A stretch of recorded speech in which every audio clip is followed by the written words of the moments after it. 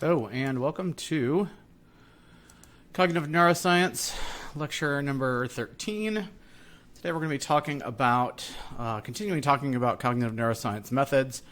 This is a bit of a unique part of how cognitive neuroscience functions compared to other branches of both cognitive science and neuroscience. In this lecture, we're going to look at how we alter brain function in both humans and animals to examine how those alterations in brain functioning are associated with cognition. So, we're going to talk about four different sort of broad areas in this particular topic. We'll start off by discussing a branch of cognitive neuroscience called cognitive psychopharmacology. So we'll talk a little bit about how drugs are used to investigate cognitive phenomenon. And then talk about some invasive stimulation methods where we actually go into the brain of humans and animals. Some non-invasive stimulation methods, and then talk about genetics. We'll focus on genetic manipulation in animals, but I'll finish with a little note about cognitive genomics. But let's start off by talking about pharmacology. And like I said, it's an area we can refer to as cognitive psychopharmacology. And in this particular area, there are a number of different methodologies we might use and different drugs we might use to try to examine cognition in healthy adults. The idea is to come up with experimental models for brain damage in some instances. So the first thing we'll talk about is some research I was involved with in my postdoctoral fellowship years in drug-induced amnesia, in which we actually can examine amnesia in an experimental context. So we talked in the previous lecture about individuals with brain damage. The problem with those kinds of studies is that those are case studies, and we can't often infer causality from those particular types of designs. So here we can actually get involved in some experimental protocols and look at inducing amnesia very temporarily, very safely, I will also add, in healthy adults. I then want to talk a little bit about the field of cognitive enhancement.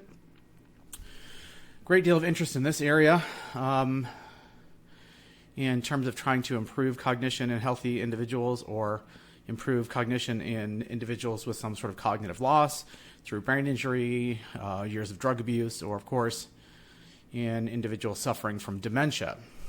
Talk a little bit about studies of drug-using populations and what we can learn from that. And then finally, we'll talk a little bit about the wild and crazy world of altering memories. And that's a new area which is undergoing a great deal of research. Let's start with drug-induced amnesia. There's a class of drugs known as benzodiazepines, and these are well known for disrupting encoding in long-term memory, particularly what we refer to as episodic memory. These are memories for life's episodes. What'd you do yesterday? What'd you do this morning? What'd you do 10 minutes ago? Anything more than about 30 seconds to a minute ago is considered long-term memory. And what these drugs do is they block the neural process involved in taking those experiences and turning them into actual memories. And so primarily this is done with benzodiazepines. These are drugs like Versed or midazolam, which is a drug I was involved with. Other drugs include Ativan or lorazepam, diazepam, which is Valium, alprazolam, which is Xanax. This whole class of drugs has varying levels of effects on long-term memory. And as I said a moment ago, these provide an experimental model of amnesia under tightly controlled experimental conditions. So in our research designs, we used what's called a double-blind placebo-controlled crossover design, in which the individual participants came in for 2 sessions. In one session, they received a saline placebo, and in another session, they received 3 micrograms per kilogram of the drug midazolam or Versed. And that was sufficient to cause about 30-40 minutes of pretty dense amnesia. This drug is used in surgical contexts, in outpatient contexts, in what's called a conscious sedation procedure. That provides us with then the ability to look at an individual and use themselves of their own control condition, essentially, because we can see how they are performing normally under saline placebo and when they're performing under the influence of the drug midazolam. So in these studies involving midazolam and Elliot Hirschman, really sort of exactly start this field. There's a early paper by Poster, I want to say, first looking at this particular technique. But Elliot Hirschman, who was my postdoctoral advisor, was involved a great deal in this research early on and kind of pioneered this into a more mainstream cognitive form of research. About the same time, Mary Mincer, very talented and very interesting researcher, has been involved in a variety of drug studies and their effects on cognition. And so she also used different types of benzodiazepines, co-authored some papers with Elliot as well. And then Lynn Reeder has done some really terrific research as well. She's at Carnegie Mellon University. One of Elliot's students, Jason Arndt, went from graduate school with Elliot as his postdoctoral advisor to working with Lynn Reeder at Carnegie Mellon. And they were able to continue and expand on that research. So lots of good work being done in this area. And so what we're able to do then is experimentally model amnesia and look at things like different types of stimuli, which are easier or harder to remember under these degraded conditions. How does reinstating context, that is getting people to try to remember specifically where and when they were, how does that influence this sort of memory? And so it really did provide some really powerful, it really still does, I should say, very powerful techniques for studying memory.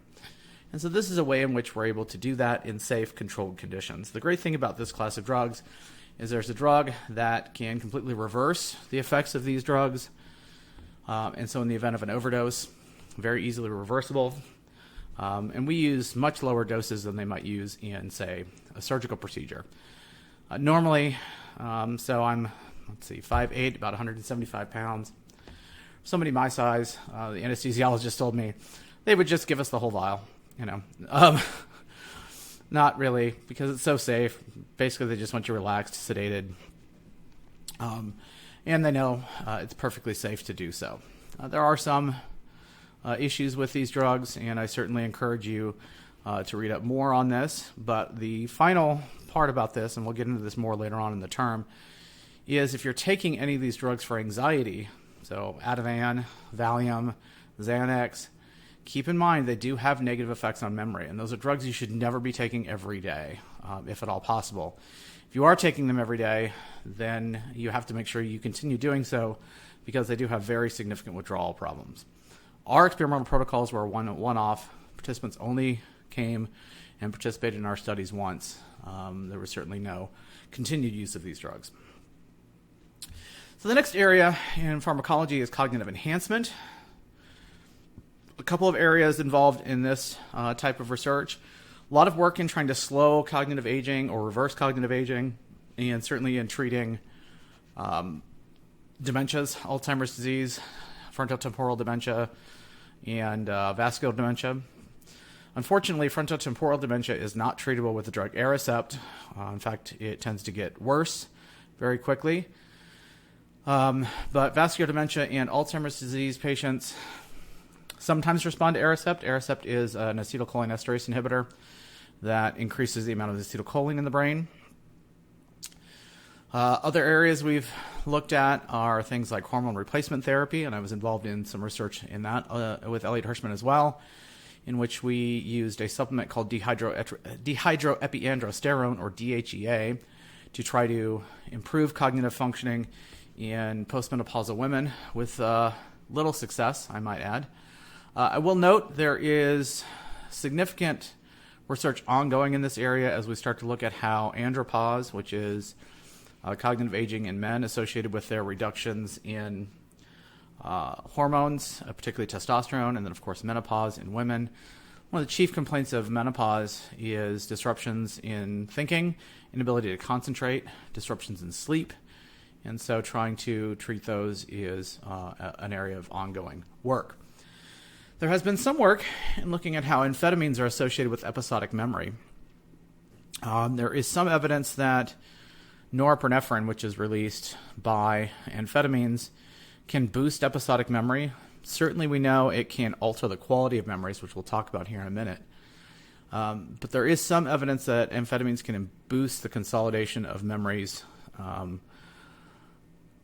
after you have experienced them. So over time, as memories are consolidated, amphetamines have been associated with increasing those memories.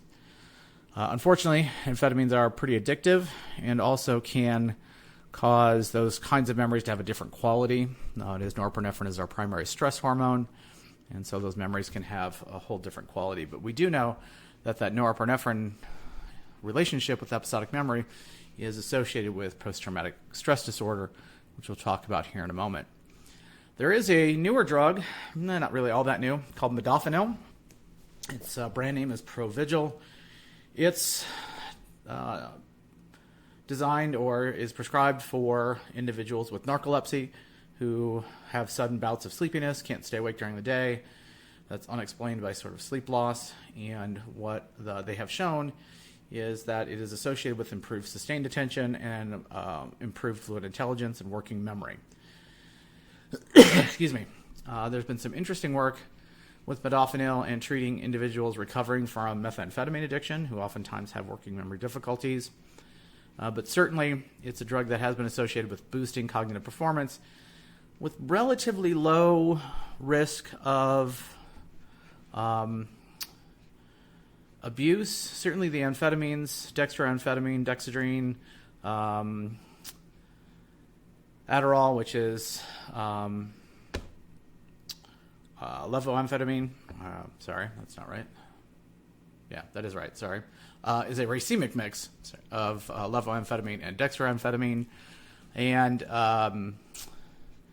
Ritalin are all associated with boosts in being able to pay attention and focus, but have greater associations with abuse. And so modafinil seems to not have those that great of an abuse potential. Finally, some really interesting research on administering testosterone and spatial ability. In fact, there's a great paper in which healthy age college females are given testosterone and we see an immediate boost in their spatial ability. So there's lots of work being done in all of these different areas that we'll run across throughout the semester. I want to finish off with looking at issues in depression and cognition. One of the things we'll talk about throughout the term is that individuals suffering from major depressive disorder and other mood disorders often have cognitive disruptions. Working memory ability, episodic memory ability are all disrupted in major depression, and it's associated often with the hormone cortisol. And one of the areas where there is a great deal of work at the moment is trying to treat depression and improve cognition and being sure that those issues are addressed together. Oftentimes, antidepressant treatment is associated only with research involving mood, and we really need better ideas to figure out how to improve cognition in those populations. And so that's an ongoing concern and something we will get into throughout this semester. So we also have studies of drug-using populations. These are done in a variety of ways. We might compare a drug-abusing population to a non-abusing population. So this is often done with drugs of abuse, particularly drugs like cocaine and methamphetamine. Lots of work being done with cannabis now that it's now legal in a variety of jurisdictions. We do have some problems with these populations because they often engage in what we call polydrug use. So it's not just cocaine, it's not just methamphetamine, it's sometimes both. It also includes MDMA or ecstasy. Ecstasy is one that a lot of people have looked at, but again, there's a lot of polydrug use. And then there are often other covariates that go along with drug abuse, poverty, stress, etc. One area of research I've been involved with involves nicotine withdrawal. In fact, this is getting harder and harder to do because fewer and fewer people are smoking, although now that people are vaping again, there is some more work being done in this area because there are, of course, certainly people addicted to nicotine because of vaping. And what we do in these studies is we have people who have been smoking normally come in and get tested, and they also then get tested after 24 hours of withdrawal from nicotine. And what we find in our studies is that those individuals under nicotine withdrawal have significantly reduced cognitive abilities. And that provides us then with information about how nicotine might be affecting cognitive functions when an individual is withdrawing from that nicotine. Similarly, with drug-abusing populations, we might be interested in how dopamine or norepinephrine are involved in cognition, and those drug-abusing populations might provide us with that information. Finally, there has been some work looking at sort of pre-drug use, during drug use, and after drug use designs where we sort of follow drug-abusing individuals through that whole process, and we can see how cognition is influenced by the drug itself, by withdrawal from the drug, and also from pre-use of the drug as well. So lots of work in these varying areas, and we'll kind of touch on these throughout the semester. Finally, in our pharmacology, we will get into some discussions of altering memories. Those of you in my class will hopefully have watched the Memory Hackers video. It's a great Nova special called Memory Hackers, where they actually demonstrate this pretty well. And essentially what happens is when we reconsolidate a memory, we actually can alter that memory. And what they've done is they use a drug called propranolol, which is a beta blocker, which blocks the release of norepinephrine. And what happens then is when they are retrieving a memory or engaging with a memory, that memory gets reconsolidated without that norepinephrine, which is that primary stress hormone. As a result, what they're able to do then is, in some instances, they've been able to eliminate phobias in a single session. So in Memory Hackers, what they show is an individual interacts who's arachnophobic, has a fear of spiders, interacts with a tarantula, and then is given the propranolol, sent on their way, and the next day they come back and they no longer have the fear component of their memory of spiders. That is, they have reconsolidated their memory. It doesn't include a fear. They remember interacting with the spider the day before, and because the norepinephrine is gone, they have eliminated the fear component of that memory. Similarly, there is work underway to study the relationship between methylene dioxymethamphetamine, or ecstasy, and post-traumatic stress disorder. And in these experimental trials, what they're doing is they have individuals with PTSD under the influence of ecstasy, then spend basically an entire day retrieving, recalling, and re-experiencing memories, which then after that, because they're reconsolidated and that norepinephrine has been somewhat blocked and their mood altered, that memory no longer induces the trauma that it did before. And so they're able to actually remove the traumatic part from that memory. So next we have some invasive stimulation methods. Direct cortical stimulation. Prior to invasive brain surgery, the surface of the cortex is exposed and stimulated. Generally, this is done to make sure that we aren't damaging any part of the brain that's particularly important. You might have seen recently there was a news story with a concert violinist where they brought in her violin and had her play while they were stimulating her brain to try to make sure that they didn't disrupt that ability when they did her surgery. Deep brain stimulation occurs when neurostimulators are implanted in subcortical regions. This is done often with movement disorders such as Parkinson's disease to try to reinstate that functioning. There's also some pretty good data with pain relief and this kind of deep brain stimulation in which they can block the pain receptors from firing in this kind of design. There are also different types of processing implants. If you look up brain hacking, you can see some of these. Some of it's questionable, I would certainly say. The big area right now are retinal implants, trying to essentially replace the retina of individuals who've lost their visual functioning or never had visual functioning to begin with because of something like retinitis pigmentosa or some other type of disease. And those retinal implants are then essentially wired into their visual cortex, or there are glasses in which are wired directly into their visual cortex. try to replace their vision. That work is ongoing. There are other areas of exploration, both in research areas and not research areas. Martha Farah at the University of Pennsylvania has a really terrific website that I will link to, and she's a neuroethicist. She talks about some of these areas, and there's actually a couple who essentially they were installed Bluetooth technology in each of their brains in a sort of some effort to communicate telepathically over Bluetooth. I'm not really sure what the success of that was or the wisdom of that. But this is an area where we're into the Bionic Man era, for those of you who are of a certain age like myself. If not, you should all watch The $6 Million Man. And so we're really into sort of a whole new territory with that sort of brain hacking. So let's get into some non-invasive stimulation methods. There are a variety of these I want to quick kind of run through. First of these is transcranial magnetic stimulation, or TMS. Basically, a strong magnetic field is directed at the cerebral cortex. The magnetic pulse will stimulate an area, followed by a refractory period in which the area is non-responsive. And really, depending on the frequency of the pulses, where they're generated, and the timing of those depends on how they might affect cognition. Essentially, the idea is you can sort of turn off a little small area of the brain short term, and even a little bit longer term for an hour or so. And then investigate how those areas are involved with cognition. So, for example, you could disrupt somebody's Broca's area and they could no longer produce speech.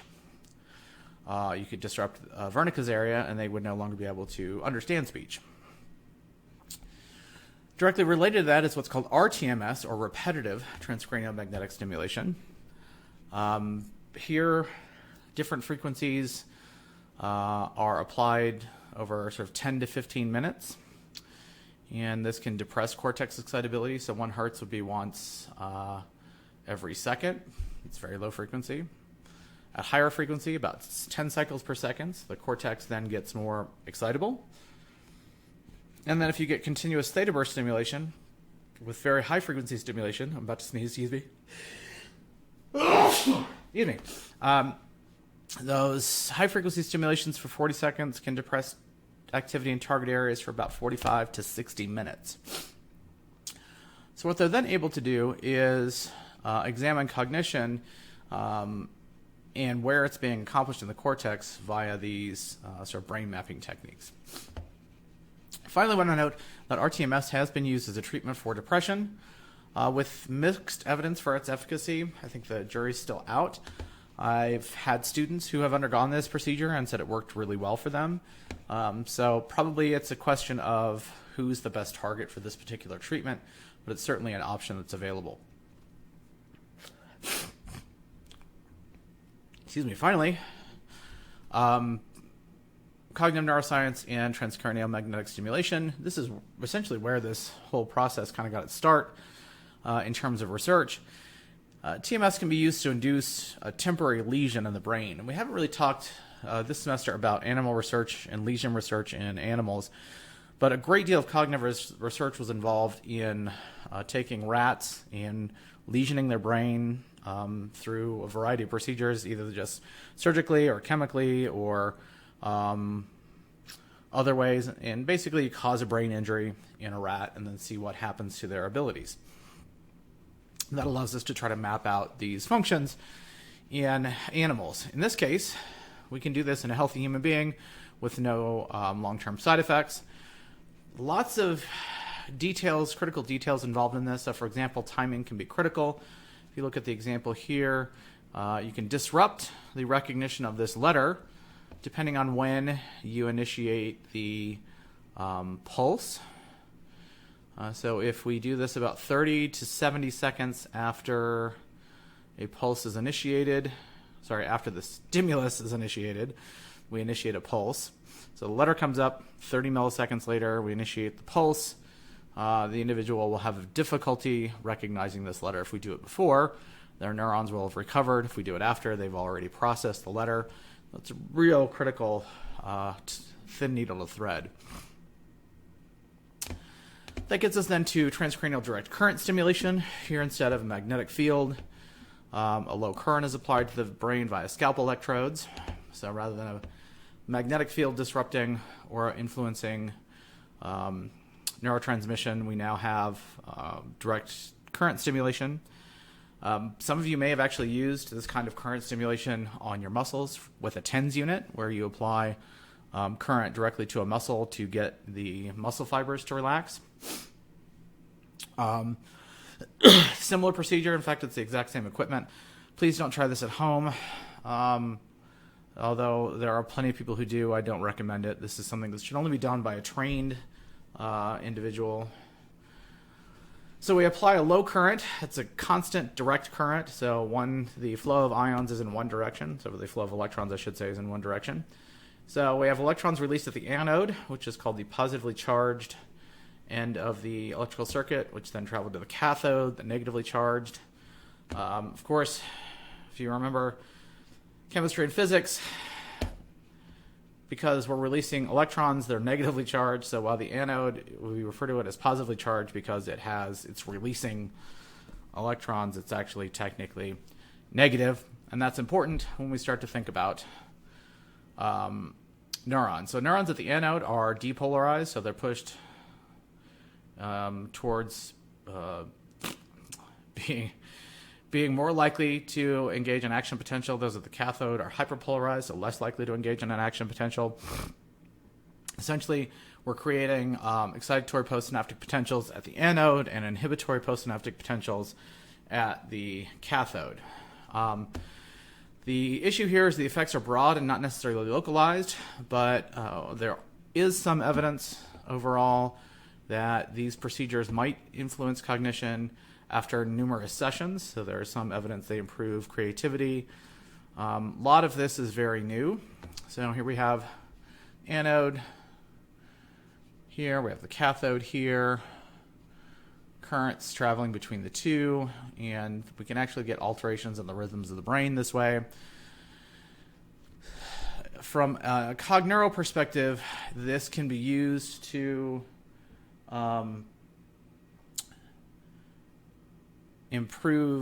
see if it improves cognition, but not to localize functioning, and that's a really important component of this.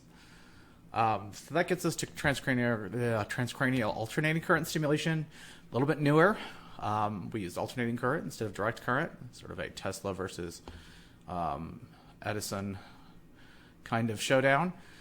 Not a lot of data on this at the moment. The current oscillates between the two, so we're getting oscillating excitation and inhibition. There's some evidence that TDCS can boost cognition, and some of these, both TDCS and RTMS, are being used to try to treat traumatic brain injury with some positive data. So keep a lookout on this for the future. Finally, we get to genetic manipulation in animals. We'll talk first about optogenetics. For those of you on my course, I posted an article on optogenetics, completely optional for you to read, from Nature Neuroscience in 2017, the April edition, for those of you on YouTube. We'll talk then next about genetic knockout mice, and then finally kind of wrap up with this idea of cognitive genomics. So optogenetics is a sort of burgeoning field, very 21st century. This was sort of pioneered in the early 21st century. Through gene splicing techniques, we've created mice that include a bioluminescent gene. Usually this comes from an algae. So you might have seen pictures of pools of algae where the lagoon, for example, luminesces at night, particularly if you disturb them at all. So you might see bioluminescent wakes, for example. They've taken the gene out of that algae and added it to a mouse. Do not ask me how. This is not my area of expertise. But to do that, what they're then able to do is to turn that bioluminescent gene on and off by introducing another substance into the mouse. So these genes are basically dormant until they're activated by the addition of a compound. What that allows then is that tags these individual neurons during an activity. So for example, in the memory hackers video I've talked about, they tag some mice with specific memories, which they can then turn on or off with a laser. The laser is essentially shined through their skull. They've had an implant put in their skull so that you can shine this laser right on there, right in their cortex or into their brain. And there's a lot of interesting research being done in this area. The breakout research on using ketamine to treat depression, for example, is one which involves both optogenetic mice and other very high-tech neuroscience techniques.